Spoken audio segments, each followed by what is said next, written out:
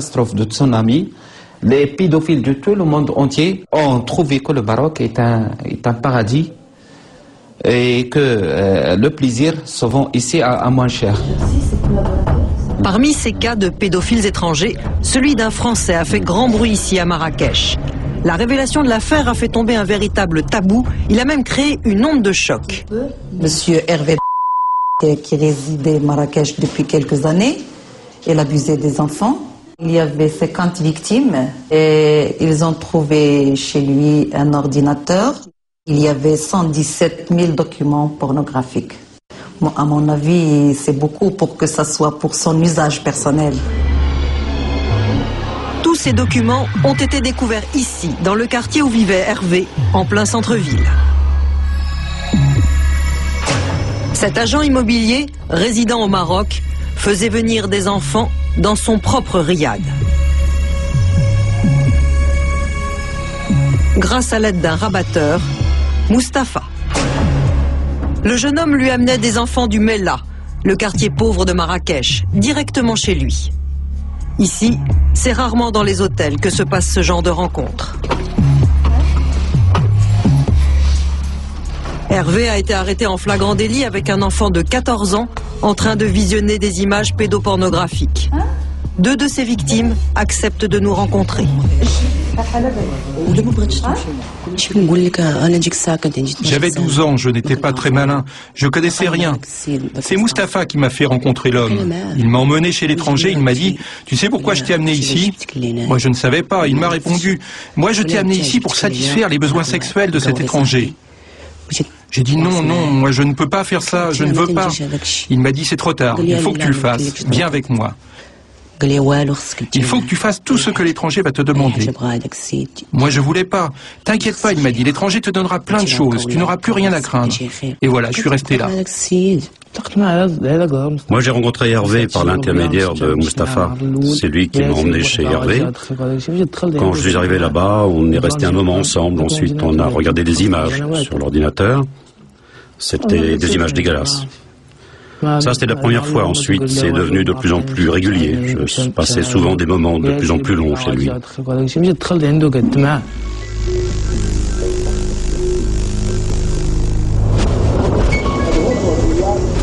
Ces 2 garçons sont toujours sous le choc. Il n'est pas facile pour eux de se réinsérer dans la vie quotidienne, car cette histoire, tout Marrakech la connaît.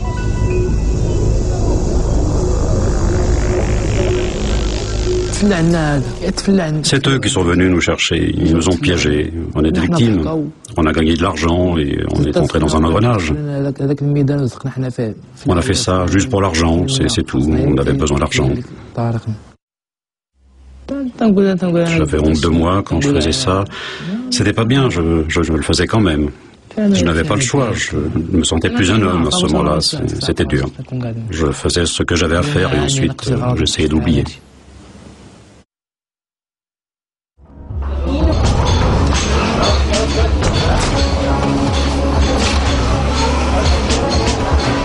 À la suite de l'arrestation des 2 hommes, Mustapha, le rabatteur, envoie des complices pour corrompre les parents des victimes afin qu'ils ne révèlent rien de l'affaire. Pour lui, tout s'achète. C'est ce que nous raconte la mère de l'une des victimes qui a témoigné lors du procès.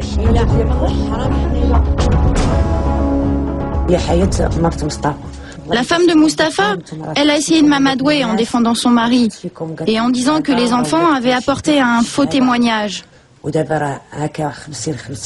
Elle m'a dit que dès que Mustapha sort de prison, je vous donnerai de l'argent pour vous et les enfants. Et là, j'ai compris qu'elle voulait acheter notre silence. Après, je suis allée questionner les familles des autres enfants et ils m'ont avoué qu'ils avaient reçu de l'argent eux aussi. Des promesses apparemment très efficaces. Verdict pour Mustapha, la relaxe, alors que les enfants, eux, ont fait de la prison. L'association parviendra tout de même, grâce au témoignage de cette femme, à faire condamner Mustapha pour corruption et subornation de témoins à 8 mois de prison ferme. Toute cette affaire a été révélée grâce à un jeune homme de 23 ans, un certain Imad. Il aurait été approché par Mustapha et Hervé.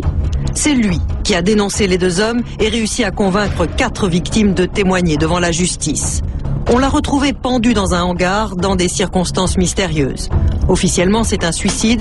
Son père nous explique pourquoi il n'y croit pas. J'ai tout un dossier là-dessus. Pour lui, c'est un meurtre et il faut ouvrir une enquête. Qui l'a tué? Je n'accepte pas le fait du suicide. Parce que lorsque j'ai lu le rapport de la police, que je l'ai ici, il mentionne, le médecin légiste a mentionné, il y avait un sillon double autour du cou et oblique. Et on ne se suicide pas 2 fois.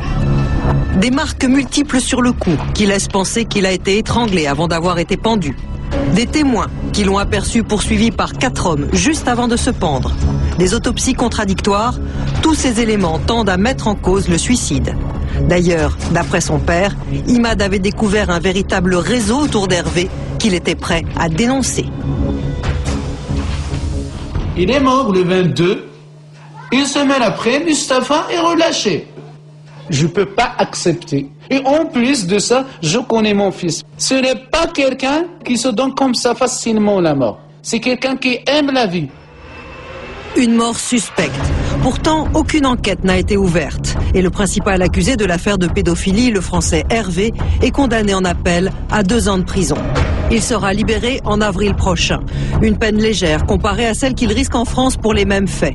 En effet, la loi de 1995 punit les crimes commis sur les enfants à l'étranger. Mais on ne peut être condamné 2 fois pour le même délit. Il ne risque donc rien à son retour.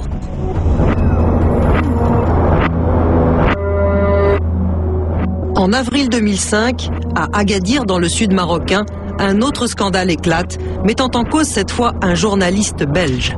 Cette affaire provoque l'arrestation de 13 jeunes filles, dont 2 au moins sont âgées de 13 et 14 ans. Ce journaliste faisait avec elles des photos pornographiques. Pour la justice marocaine, ces filles, quel que soit leur âge, sont coupables d'adultère. La police marocaine expulse le journaliste belge. Peu après, on retrouve ces photos sur Internet et même vendues sous le manteau dans les rues d'Agadir, gravées sur un CD-ROM. La loi de 1995 est aussi applicable en Belgique. Puisque l'homme a photographié des mineurs, il peut être poursuivi pour ses actes commis à l'étranger. Le journaliste habite Bruxelles. Nous décidons d'enquêter sur place. Nous découvrons son adresse et tentons de le retrouver.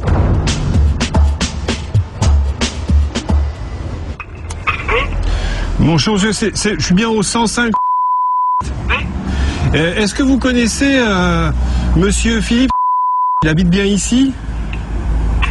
Non, il n'est plus là. Le journaliste a disparu, sans laisser d'adresse. Mais un groupe de députés mené par une bruxelloise d'origine marocaine, Faïda Saïdi, se mobilise pour que la justice belge intervienne. Quelques semaines avant sa disparition, le journaliste avait accordé une interview à la télévision belge pour tenter de s'expliquer. Il reconnaît souffrir d'obsession sexuelle et exprime des regrets. Bruno Clément l'a rencontré.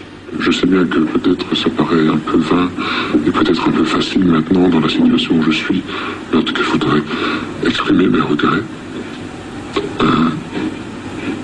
En tout cas il faudrait dire aux proches de leur famille que ces filles sont honnêtes. Je suis catastrophé par ces accusations, j'en répondrai devant la justice s'il le faut, mais en tout cas je ne pense pas avoir le profil d'un pédophile. La loi de 95 sur la protection des mineurs sera-t-elle réellement appliquée? En attendant, au Maroc, comme dans beaucoup d'autres pays d'Afrique ou d'Asie, 3 millions d'enfants continuent d'être les victimes de touristes sexuels venus des pays riches.